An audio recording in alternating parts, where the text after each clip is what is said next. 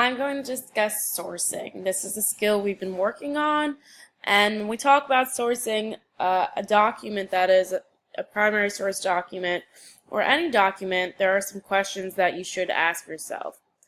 And we've been doing this, so it should sound familiar to us, and it's written up on the poster hanging in the classroom.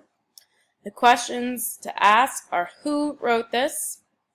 What is the author's perspective? So what side are they on? Why was it written? When was it written?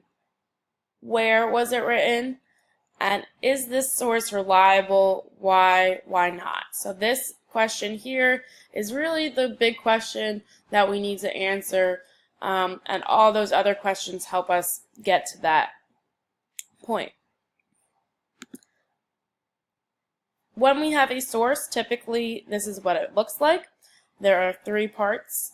There's usually a background section, then there's the actual text or the source itself, and then there is a source note. So the source note is actually what we're going to focus on right now. So whenever you source, before you even read, you want to go straight to the source note. And the first thing you want to do is just read it once through. It says, from Patrick Henry's speech against the federal Constitution at Virginia's constitutional ratification debate in June 1788. So, who wrote this document?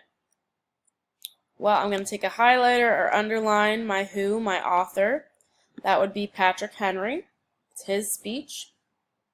The second question is asking you, what is the perspective? So what side, what is Henry talking about in this speech? And by looking at the title of it itself, it says against the federal Constitution. So I'm going to guess Henry's speech talks about why the Constitution is not good. Where is he giving the speech?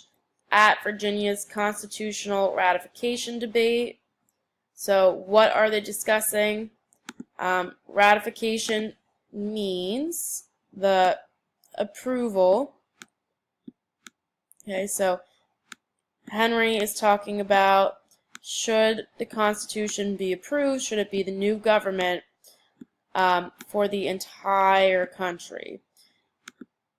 And we're also curious as to when, because if the source does not match the time period, then we might have a problem. It's written in 1788, which would be the time frame of this debate, so that makes sense. Something else to consider when we go back to who. Okay, it's important that we know, yes, it's Patrick Henry, but who is Patrick Henry? Where can you find this information? Well, it's usually in the background. So we're going to read that now. It says, in 1776, Patrick Henry was the first elected governor of Virginia. So he's not just some random person who has an opinion on this. He is governor of Virginia. He runs the entire state of Virginia. He was re-elected for 3 terms and then succeeded by Thomas Jefferson.